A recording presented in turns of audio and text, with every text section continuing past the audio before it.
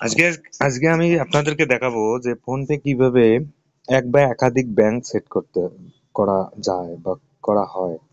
সেই এক বা একাধিক ব্যাংক আপনি কিভাবে ফোনপে সেট করবেন আপনার ইচ্ছা মতো। আপনি একটা, দুইটা, তিনটা, চারটা, পাঁচটা, যা ইচ্ছে তাই করতে পারেন। হুম। তো তার জন্য আপনাকে ফোনপে যেতে হবে। ফোনপে যাওয়ার পর ফোনপে যাওয়ার পর আপনাকে নর্মালি এই যে প্রোফাইলে যেতে হবে। প্রোফাইলে যাওয়ার পর এই যে ব্যাংক অ্যাকাউন্টে ক্লিক করবেন। ব্যাংক অ্যাকাউন্টে ক্লিক করার পর এই যে নিচে দেখতেছেন add new bank account, add new bank অ্যাকাউন্টে ক্লিক করবেন। ক্লিক করার পর আপনি যে ব্যাংকটা সেট করতে চান, বরোদা, বন্ধন, এইচডিএফসি, এয়ারটেল, এই যে সমস্ত ব্যাংকের নামের লিস্ট চলে এসছে। আপনার যেটা ইচ্ছা সেটাই করতে পারেন।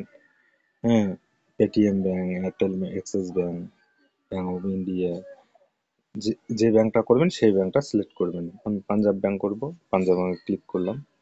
ক্লিক করার পর এই পাঞ্জাব ব্যাংকটার সঙ্গে আপনার মোবাইল নাম্বার ভেরিফিকেশন হলে অটোমেটিক মোবাইল ভেরিফিকেশন নিয়ে নেবে।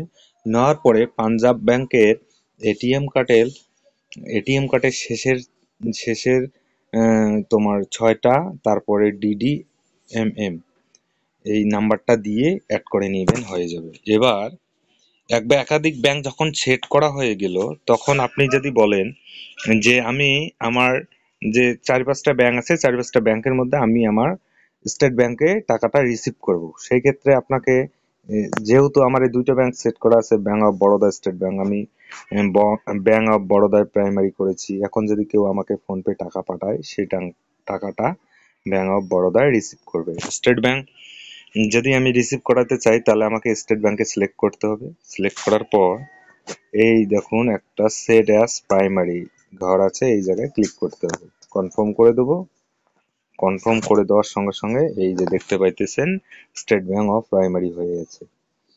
এইভাবে এক বা একাধিক ব্যাংক সেট থাকতেই পারে আপনার। আপনি যে ব্যাংকে টাকা রিসিভ করতে চান সেই ব্যাংকটাকে জাস্ট সেট আপ প্রাইমারি করে দিবেন, তাহলে সেই ব্যাংকে কেউ টাকা পাঠালে রিসিভ হয়ে যাবে।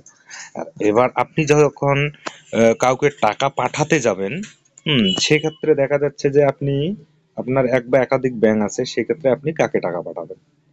হ্যাঁ, যাকে টাকা পাঠাবেন, আপনি মনে করো আপনার প্রাইমারি করা আছে স্টেট ব্যাংক, ঠিক আছে।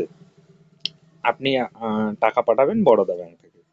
তাহলে আমি একে টাকা রিসিভ করলাম, নাম্বারটা রিসিভ করলাম, করার পর আমি অ্যামাউন্ট ডালবো। ওই জায়গায় অ্যামাউন্ট ডাললাম। ডালার পর এই যে নিচে দেখতেছেন ব্যাংকের ঘর আসছে, এই জায়গায় জাস্ট ক্লিক, পের ওই জায়গায় ক্লিক না করে এই ঘরের এই জায়গায় ব্যাংকের লোকর এই জায়গায় ক্লিক করবেন। ক্লিক করলে এই যে ব্যাংক সেট দেখাচ্ছে দুইটা ব্যাংক।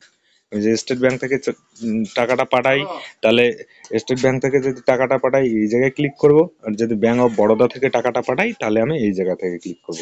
ক্লিক করার পর কন্টিনিউ ক্লিক করব। কন্টিনিউ ক্লিক করলে টাকাটা আমার অটোমেটিক চলে যাবে এই ব্যাংক থেকে।